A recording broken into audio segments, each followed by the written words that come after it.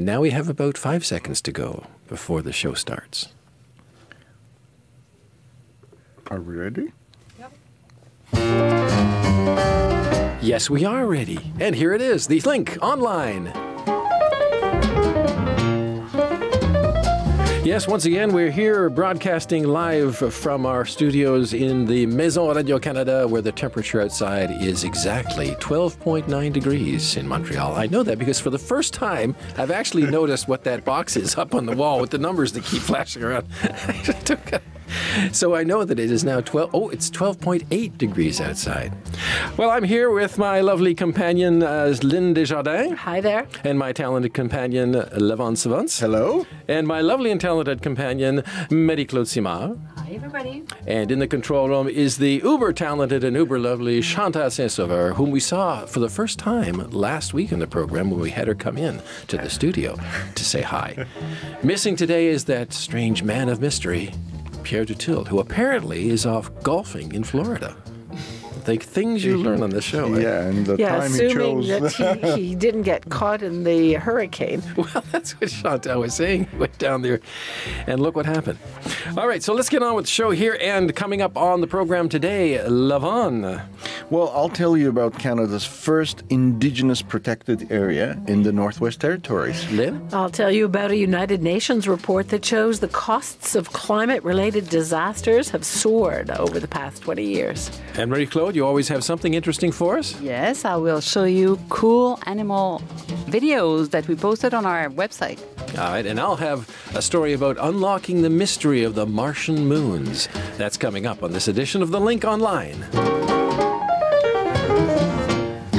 All right, Levon, we're going to start off with you and the Northern Canada and the federal government and an Indigenous group in the Northwest Territories, to be specific, have signed a landmark deal, and this creates Canada's first Indigenous protected area. So tell us a bit more about that. Yeah, this agreement was signed by Dehcho First Nations and the Federal Environment Minister, Catherine McKenna, on Thursday. The agreement protects nearly 15,000 square kilometers in boreal forests and wetlands in a corner of the Northwest Territories known in the Dene language as Edeji. And the Dehcho First Nations are part of this larger Dene indigenous group, and they call this area their breadbasket. The Edeji Indigenous Protected Area and National Wildlife Area will be jointly managed by the Dehcho First Nations and the federal government. Dehcho Kehogi Indigenous Guardians and the Canadian Wildlife Service will draw on Dene traditional knowledge and culture and Western science to monitor this area. And Datsi Tsetso says the agreement will promote and encourage the Dehcho Dene way of life in Edeji. She's the resource manager and director of the Dehcho Kehodi Stewardship and Guardians Program that will manage this new protected area. I spoke with her on the phone just before the signing ceremony in Fort Providence. So you have to forgive the quality of the line. Unfortunately, even though Canada is a G7 country, sometimes our phone lines, especially in northern Canada, are not very good. But what she had to say was very interesting. And I began by asking her to explain to me the significance of this region to the Dehcho. So Edeji is a very significant and important area of the Dehcho region. It's located in our north, sort of eastern portion of the region and west of Yellowknife. It represents over 14,000 square kilometers, and it's an area that is significant to our community members, to harvesters and to elders. It's been used, our elders say, since time immemorial to harvest fish and wildlife, and during times of scarcity, they could always rely on the Edeji to provide them with sustenance. So our elders refer to Edeji as the breadbasket of the Dehcho. And it's also significant to our neighbors, the Quincho region, and we share that area for cultural harvesting, and it's just a place of important cultural and spiritual significance. Now, Dati is in her mid-20s, and I asked her, what does this agreement mean for the younger generation of Dehcho First Nations?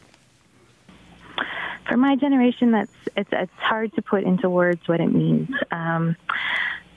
In my generation, we consider ourselves intergenerational survivors of the residential school impacts. And so working actively towards initiatives that help us reconnect to our culture, to our elders, and to our language, and to the land are just such an integral part of our self-identity process on an individual level, and then part of the healing process on a wider community and regional level. So the way that Adeji will be managed into the future will help promote those aspects, on-the-land programming, language promotion, Decho Guardians. These will all become supported parts of management planning as the protected area moves forward. And that was an excerpt of my conversation with Dati Tetso. She's the resource manager and director of the Decho Kehodi Stewardship and Guardians program that will manage this new area. 14,000 square kilometers. Yeah, it's a half of. For me, it's a very neat figure because it's almost exactly half the size of Armenia. So, well, I was wondering about that because I think there are places like the island of Crete, for example, or some other fairly large structure. 14,000 square kilometers. And I mean, for people who are familiar with, for example, the Banff National Park, it's twice the size of the Banff National Park. So it's a very large area. It's the size of a small European country. Well, the other thing, of course, is that for the environment and for animals, they need that kind of large area.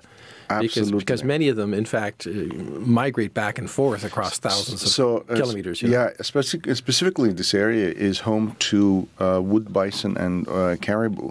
And both species need very large areas for, they're very animals that need a lot of space, and this will protect. So this area is home to about 36 mammal species, 197 bird species, and 24 species of fish. Well, there you go. There. All right. Coming up, we're going to talk about the environment and how climate change is causing a lot of damage and a lot of costs.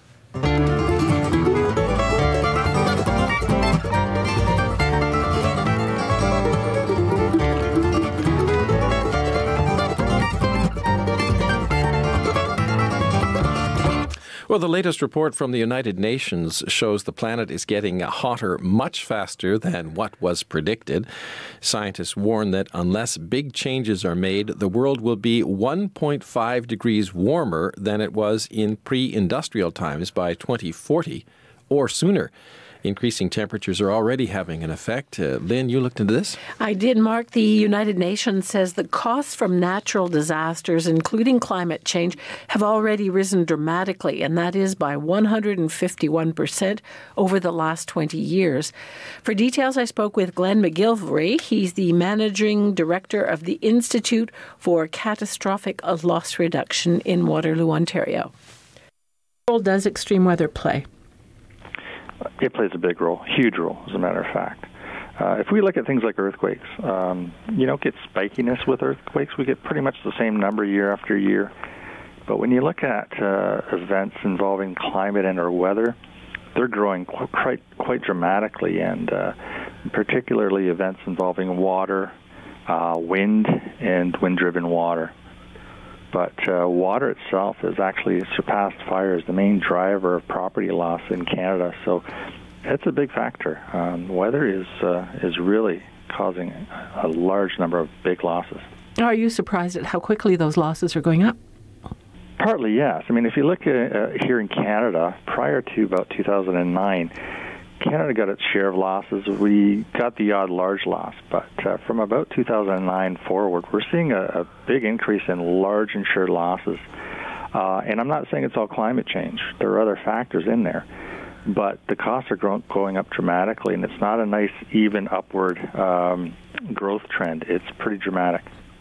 When it comes to climate change, how does the economic impact vary between high-income and low-income countries? It varies greatly, and it's kind of a sad story when you look at it. When you get a natural disaster in a developing country, what we used to call the third world, it largely costs lives. and we see sometimes really big loss numbers. I'm thinking to the recent tsunami in Indonesia, the Boxing Day tsunami a few years ago. Some of those losses are huge. But when you get losses in the developed world, the industrialized Western world, they tend to cost money but few lives. So we're doing a pretty good job in industrialized countries at protecting people, but we're doing a pretty lousy job at protecting property and reducing the impact on economies and things like that. What do you hope policymakers take away from this report? Well, there are a few things. First of all, the cost of inaction is much greater than the cost of action. There are some that argue out there that the things that need to be done are too expensive, too costly. But if we continue to put them off, they're going to rise in cost almost exponentially in the decades ahead. I like to say that the climate change we're experiencing now is climate change on training wheels. We ain't seen nothing yet, and we got to get going on it right now. Secondly, we have to look at things like land use planning and building code, for example, to start becoming more resilient and making our communities more hardened to the severe weather we're experiencing now and will get into the future. To mitigate the cost of climate change, some communities are already investing upgrades to their stormwater management systems, and the federal government is giving communities money to help them with such things as flood mapping and flood management. The government recently allocated $2 billion to mitigate natural disasters, but Glenn McGilvery says that there is a long road ahead and a lot of work to be done. In fact, we have done on the link here, we've done many stories on the fact that these disasters are costing a lot more than they have in the past. You've done several stories on this. And the interesting thing is that there was also a question about some utility companies saying, look, we can't afford this anymore. When we have a natural disaster that costs millions of dollars to replace power lines or whatever, you guys are going to have to bear the cost of that as well. So that's still under discussion, I think, in most areas, but it's something that maybe might come in the future. So all this might end up costing us all a lot more, and not just for insurance purposes. Yeah, and I'm willing to bet that the insurance companies are going to start writing clauses in more and more into their contracts saying that they are not going to cover you for some climate-related disasters. It's just, already they won't, a lot of them don't cover you for overland flood. So either that or certainly start increasing their premium costs. Yeah. And it would also mean that in a lot of cases it would be the government stepping in, and that means taxpayers. So one way or the other, we pay. Yeah. Well, when they send in the Army, which is often the case in the United States or Canada or elsewhere, that costs a lot of money. You have to pay all the costs associated with the equipment and the gas and the food and everything else. So it's when we say that these costs are increasing, it's not necessarily just for damage. There's all kinds of other costs involved as well. That's right. And another thing he says is, governments have to stop, like individual municipal councils have to stop allowing people to build in floodplains, for example. And where we have had floods and the government is giving people money, they should not be giving them money to rebuild, but they should actually be getting them to relocate. And there are some municipalities which are doing that they are giving people the fair market value price of their homes on condition they just relocate somewhere else that is not prone to flooding. Well, you remember High River, Alberta, a couple of years ago when that flooded. I think that's one of the cases you're talking about where a lot of those houses were simply bought and you can't build there in that certain area anymore. So it also makes sense because these floodplains, these are nature's best ways of dealing with this, floods. It's like a natural sponge. So when we destroy them and build over them, we're basically contributing to it as well. Well, the other thing, of course, is that those floodplains might have been floodplains only once every 100 years or something. So that's why a lot of people say, oh, there hasn't been a flood here since forever. I can build on this.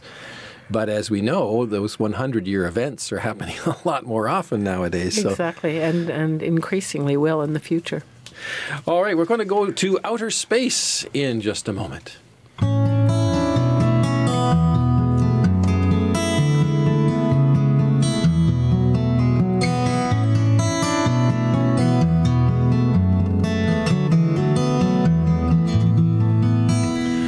astronomers and other scientists have long thought that the two small, oddly shaped Martian moons of Phobos and Deimos were asteroids that simply were flying through space and got captured by Mars' gravity and ended up spending the rest of eternity going around Mars.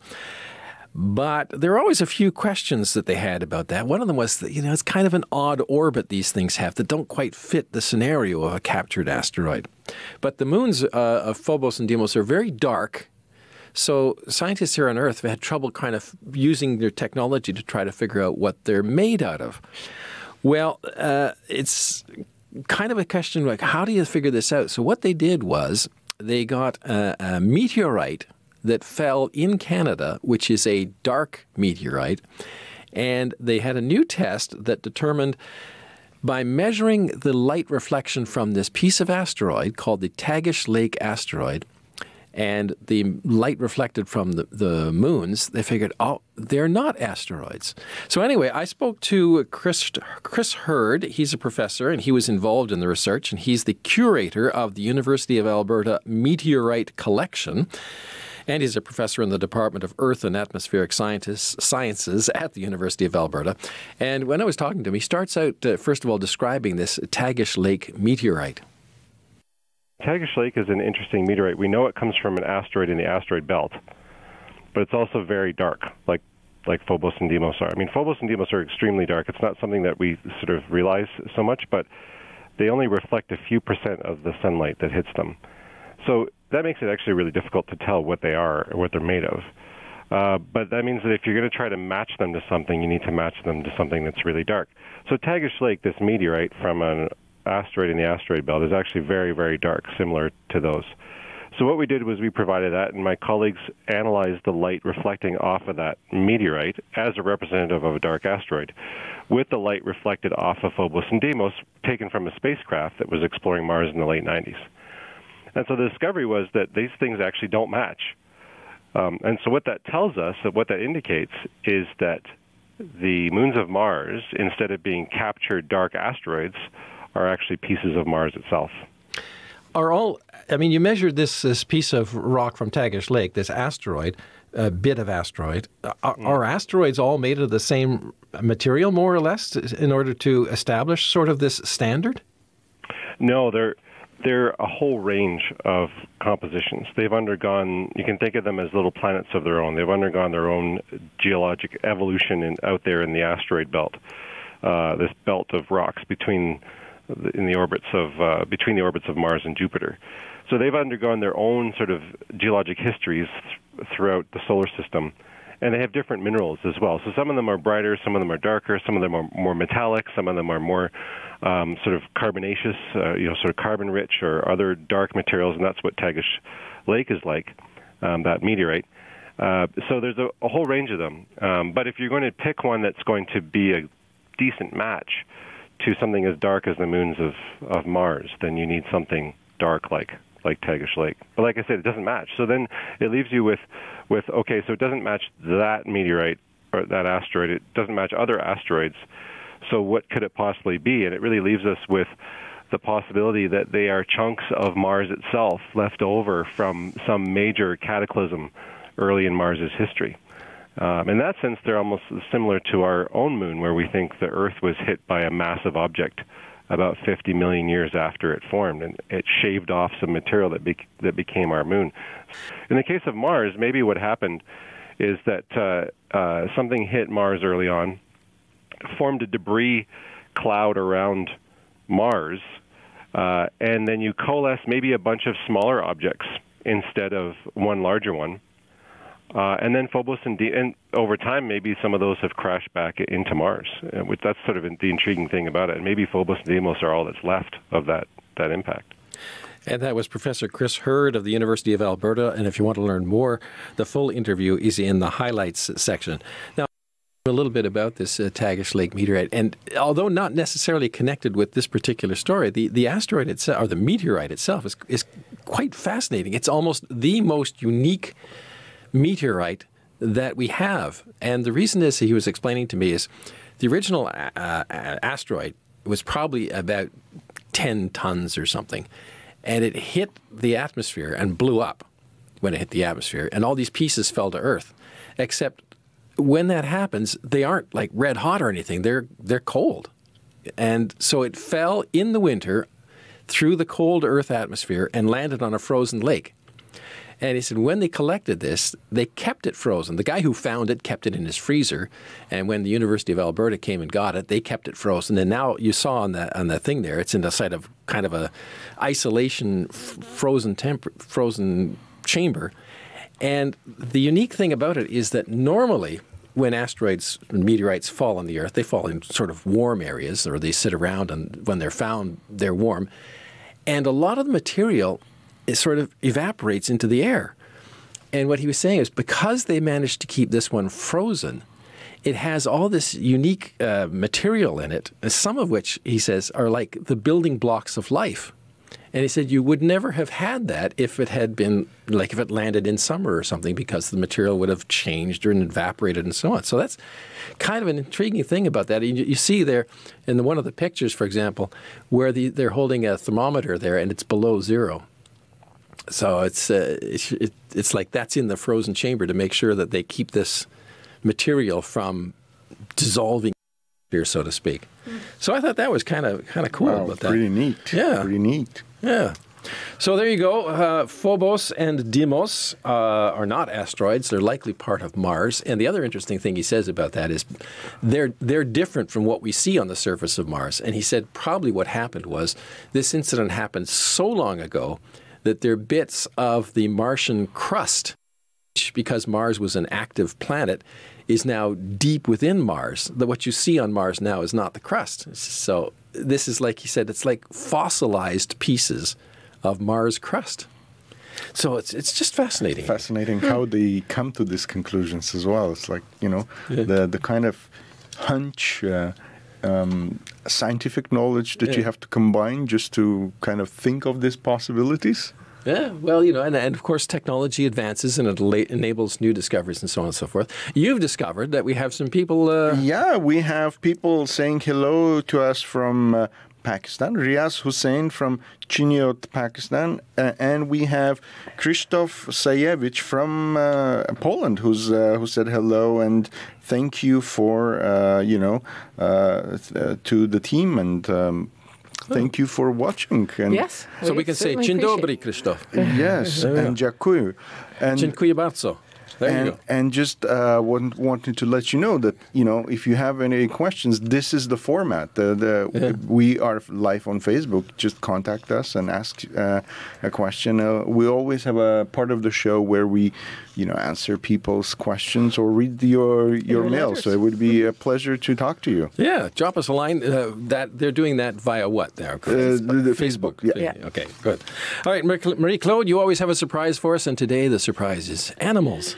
Yes, we often have in our stories very interesting videos about animals. And actually this week, the story that was almost the second most popular on our website was the story you did, Lynn, about the video of the two moose fighting. Oh, yes. Yes, so I thought, those are moose that were in New Brunswick. Mm-hmm. And it was filmed, I think, by... a forest engineer or a forest natural resources parks guy or something. Yeah. So, let's look at it. This is kind of cool. There it is. And this is a part of the. This is testosterone in action, boys. No, we have a commercial before. Oh, well, how is that possible? We'll be right back after this commercial break. Yes, it's part of the CBC thing. Okay. They put commercials. Well, anyways, here we go. There they go. Do we have sound on that? There should be sound. Do we have sound? Click on the little... Click on the sound button. There they are. Because they can hear their horns. Close. Yeah. Now listen carefully to the horns.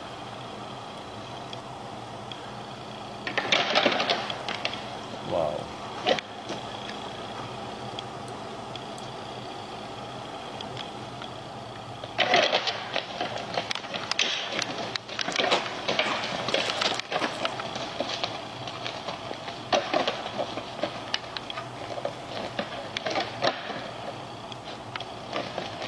that's the sound of two bulls fighting for a cow. Yes. Well, that's what they're speculating it is, Yeah. because it is, in fact, rutting season. And apparently, the bulls will take only one partner for the season, so you don't want to mess around with a bull's missus, you know. Well, it's interesting. There I they thought go. the one that ran away, I thought he was winning for a while. Yeah, me too.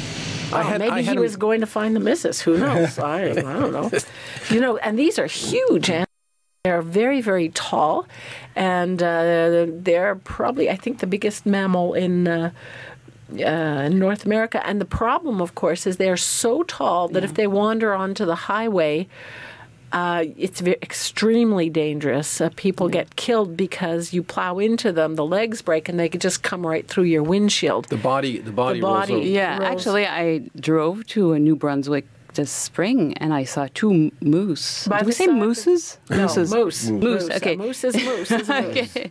So I saw two moose crossing the highway. So Yes, they're, and there they're are very signs present. everywhere up and Yeah. down, because New Brunswick is, of course, covered with forest. Practically the whole province is covered with forest. And they So don't look they have a- both ways before they cross the No, road. No, either. they don't. You have They to be do very not careful. care. Now, this video got thousands of views on the web this week, but they weren't the star of the web as far as animals. The star of the web, I think, was another deer-like animal, which got 2.6 million views. So I think it might have been posted in the States. Now, we're going to need sound with this one for sure.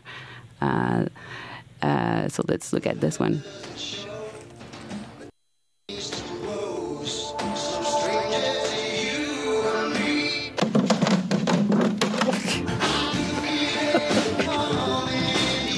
So this is what a viral video is, and animal videos It's are okay, I'm often cool, viral. I'm cool. That's it. This one got Yeah. 2.5, and it was posted almost on the same day as the other one. So that's it.